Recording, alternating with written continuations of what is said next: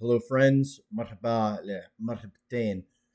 Welcome to the first installment of our foray into politics. Today, we're going to be discussing the essential question: what does it mean to actually be an American? What does it mean to be a citizen, and what are the roots of that? So sit back and enjoy.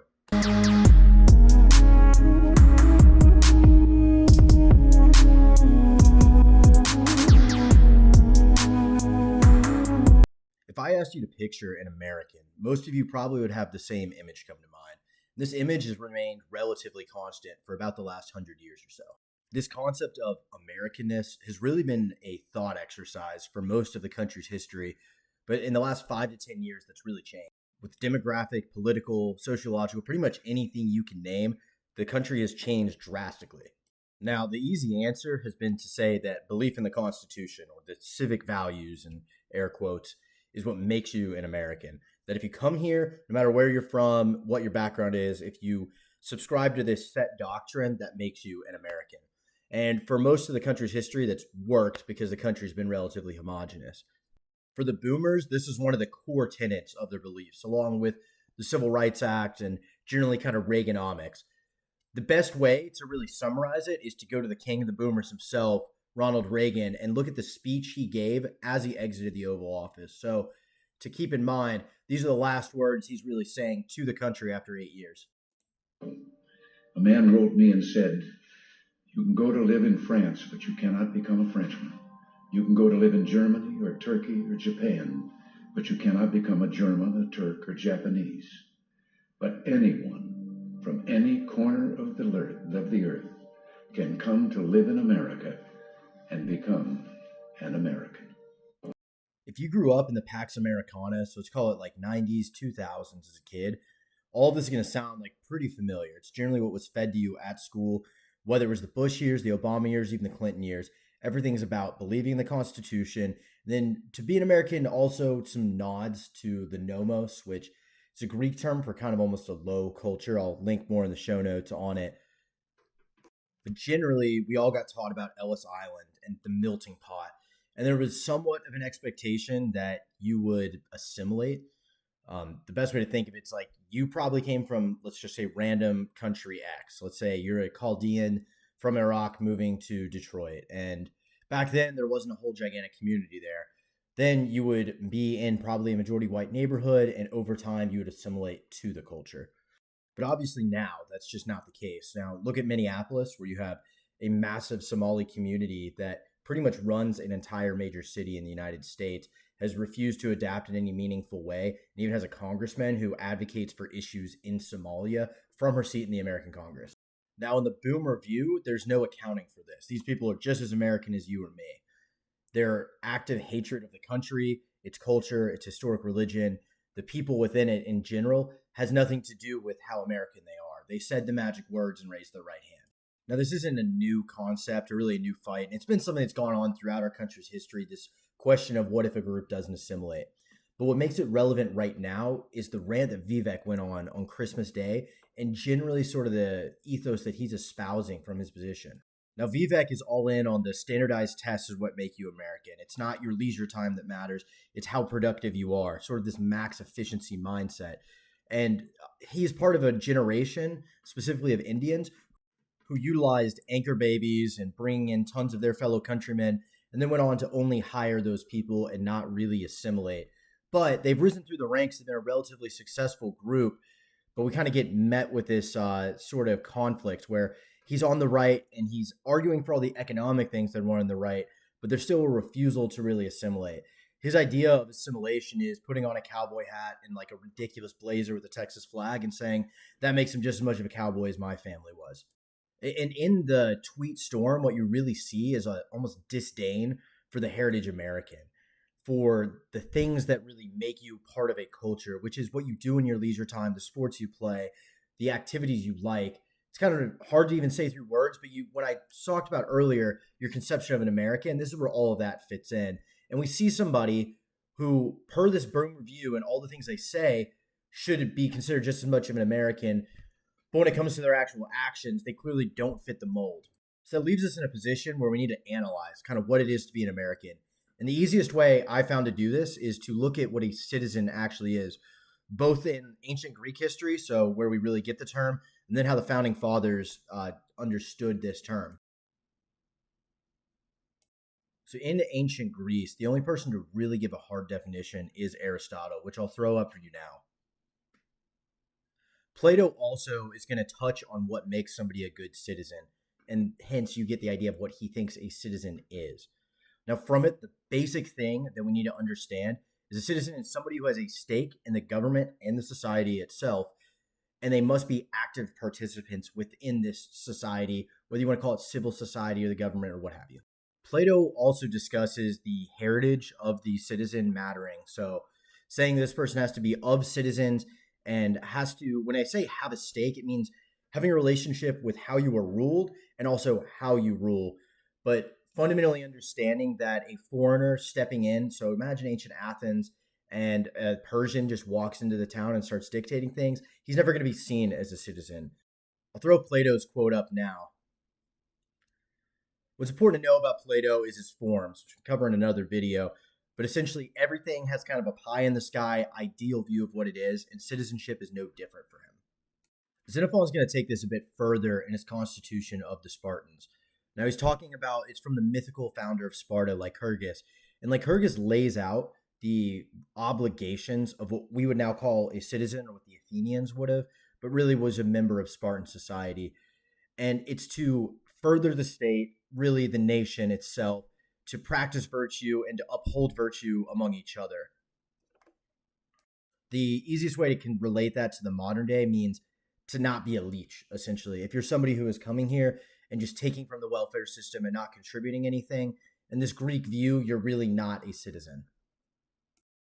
And then the last thing we need to consider is, where do the Greeks put the definition, the line really, of what is not a citizen? We've kind of touched on it, but I think one of the best examples of it is actually Pericles' funeral oration. They're talking about a lot of high-minded ideals in this after he's died. And one of the things that comes up is sort of what is a ne'er-do-well in their society and what really isn't one of their brothers. And it's somebody who does nothing, essentially. I'll throw the speech up on there now for you to look over yourself.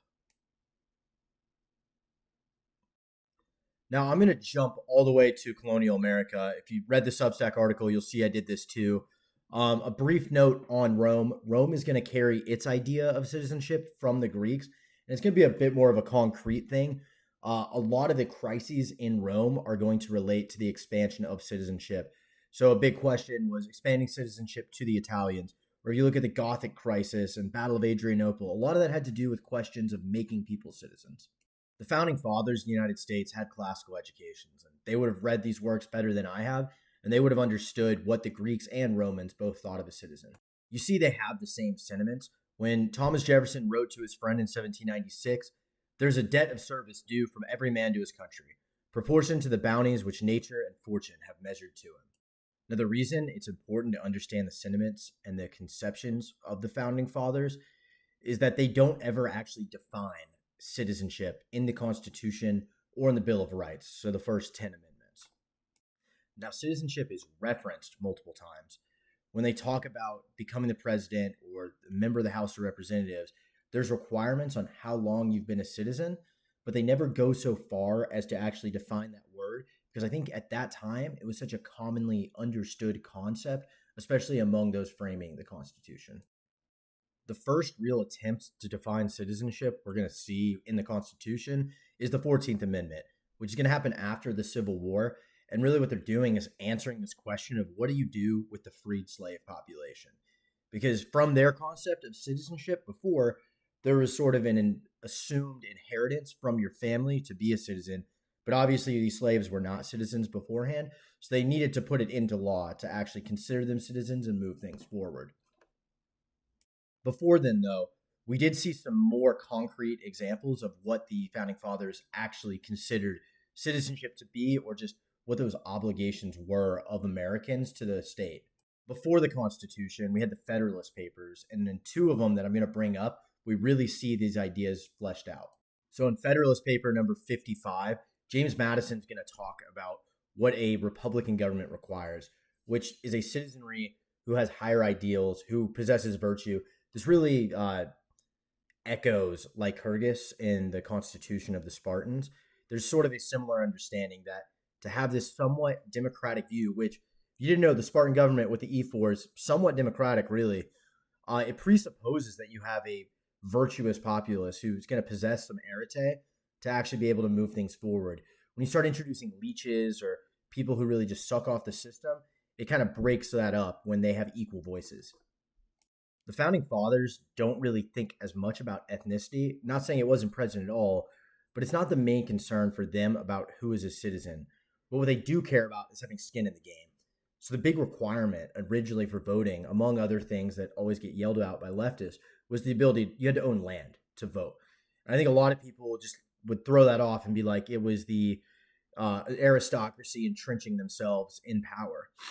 But I think the real thought process here was actually a bit more genuine. It really had to do with these people need to have skin in the game and be stakeholders, because if not, you have people who are just going to vote to give themselves the grain dole. Going back to Rome, that's the example that they're going to be worried about, is you see that the populares constantly voted in whoever's going to give them the bigger grain dole, whoever's going to give them more money. So the founding fathers are trying to get ahead of this and restrict that voting pool to the real stakeholders, and also ensure that they have some level of virtue, so they're going to be looking out for those people who aren't in that pool. Now, while they don't talk about ethnicity as much, in Federalist Paper number 2, we see John Jay talk about what is needed as well beyond just virtue. I'll put it up now. What he's saying here is you need unity. You need these shared ideals, which is going to look like having a similar religion, a similar background, and a similar language. Now, to me, that sounds a lot like kind of getting around still talking about ethnicity, but there's an understanding that if you have a complete melting pot of people with no shared ideals, that it's going to be pretty hard to actually get them to come together for common actions. Winning governance, we're going to see them immediately be confronted with the problem of the immigrants coming in that potentially are going to upset the country. We see the Alien and Sedition Acts of 1798, which are getting talked about a lot, but the easiest way to think about it, it was a reaction to people coming from the French Revolution and bringing those ideals. So kind of analogous to today, you have proto-leftist revolutionaries infiltrating the country and potentially attempting to overthrow what's been built.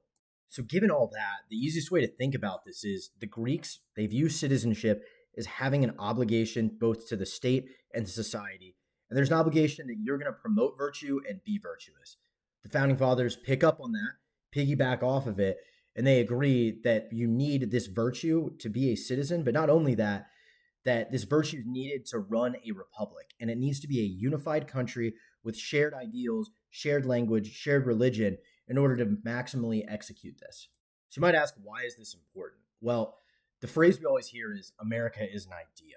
And from Vivek and from Reagan, we have the idea of you can just come and be an American. Well, this kind of breaks down what being an American actually is to the founding fathers. If you look at what they consider a citizen, we can clearly see it doesn't line up with what a lot of these people are doing.